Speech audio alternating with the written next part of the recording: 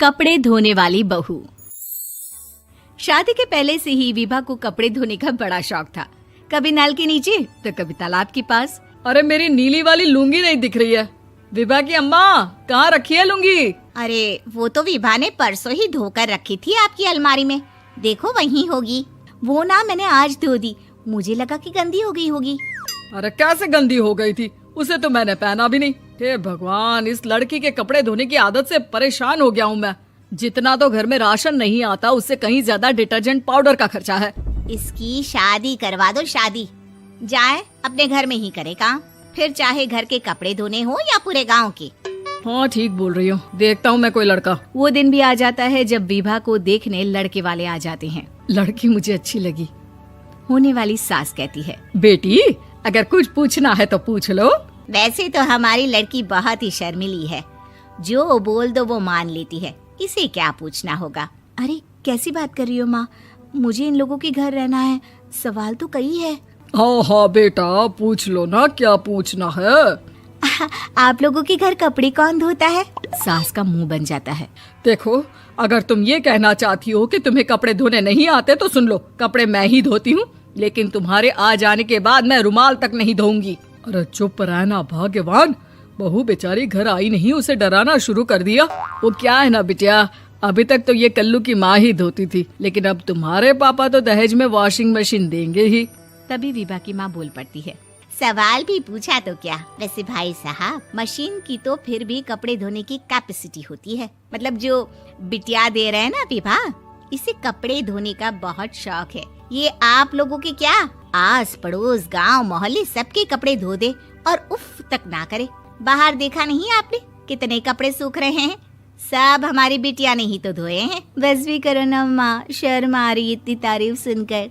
और तो और एक दाग निकाल कर दिखाओ तो मान जाओ। हाँ अच्छा माफ करना बेटा, मैंने गलत समझा, हमें तो रिश्ता बहुत पसंद है। और ऐसे जुड़ जाता है रिश्ता कपड़े धोने का शौक रखने वाली विभा का। उसकी शादी हो जाती है कोयला फैक्ट्री में काम करने वाले कल्लू के साथ। शादी के बाद अचानक विभा चिल्लाती हुई सास के पास आती है। सासू माँ, अरे सासू माँ कहाँ है आप?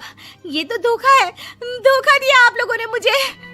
इसे ससुर के चक्कर के बारे में पता चल गया। अरे तो उसमें तुझे क्यों धोखा मिला है? अरे नल में पानी नहीं आता, कपड़े कैसे कब धुलेंगे?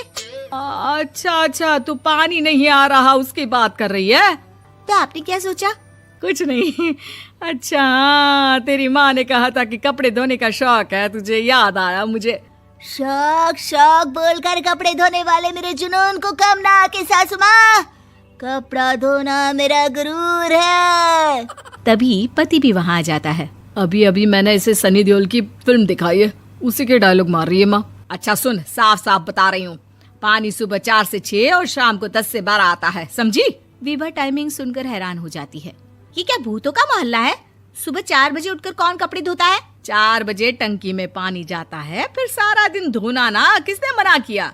अरे कैसी बात कर रही हैं? 200 लीटर की टंकी में कितने कपड़े धो लूंगी मैं, सुबह ही उठ जाऊंगी मैं। अब क्या था, विभा सुबह 4 से लेकर रात के 12 बजे तक कपड़े ही धोती रहती। एक रोज सास पड़ोस से निकलकर कहीं जा रही होती है कि साथ वाली कहती है, हाँ कल्लू की माँ, जरा ये बताओ कि 2 साड़ी है, 2 ब्लाउज और एक पेटीकोट और एक नाड़े वाला लंबा कच्छा। हाँ तो? अरे तो क्या, कितना लोगी धुलाई ये बताओ। धोबन दिख रहे हैं हम क्या? हमारे पति सरकारी नौकरी से अभी रिटायर हुए हैं और बेटा सुपरवाइजर है कोयला फैक्ट्री में। धोबन समझ रखा है हमें?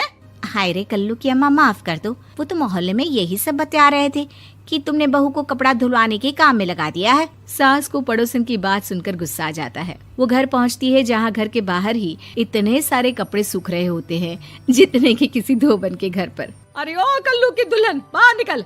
माँ जी यहीं आ जाओ, बाथरूम में चादर धो रहे हैं हम। अरे अभी हम धोते हैं, तुमको बाहर निकलो। ये आस पड़ोस वाले बोल रहे हैं कि हम बहू से कपड़े धुलवा कर उसे कपड़ा धोने वाली बना दिए हैं।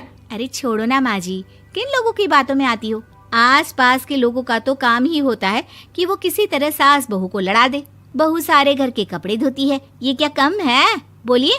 सास को भी लग जाता है कि वो बहू का ये सनकीपन नहीं छुड़वा सकती, इससे अच्छा है कि खुद ही चुप हो जाए। एक रोज सास और बहू मंदिर जाते हैं, जहाँ सास की साड़ी वहाँ खड़ी भीख मांगने वाली से मिलती है। माँ जी क्या बात है, आपकी साड़ी उस भिखारन से कितनी मिल रही है ना? हाँ हाँ देखो तो, दोनों की साड़ी मिल रही है। क्या बात है कल्लू की अम्मा, तुम खुद को तो अफसर की बीवी बताती हो और ऐसी सिंपल सी प्लेन साड़ी पहनकर घूमती हो। सिंपल और प्लेन नहीं है ये साड़ी। तो क्या सोने के धागे से फूल बने हैं? कुछ भी सासू माँ, कुछ भी। हाँ बने थे इस साड़ी में सोने के धागे से फूल। मेरे पति लेकर आए थे मद्रास से स्पेशली मेरे लिए 10,000 की। ताहे भाई साहब इस भिखारन के लिए भी सेम टू सेम साड़ी लेकर आए होंगे 10,000 की। सास उस वक्त तो कुछ नहीं कहती, लेकिन बहू के साथ घर आती है और अलमारी से एल्बम निकाल कर लाती है। ये साड़ी देख रही है, ये वही साड़ी है जिसे मैंने अभी पहना था। इस साड़ी में ये जो चमकदार फूल दिख रहे हैं ना, ये सोने के धागों से काटे गए हैं। लेकिन तू लोकल वॉशिंग मशीन ब्रश से घिस घिस कर सारे फूलों को निकाल कर साड़ी प्लेन कर दी।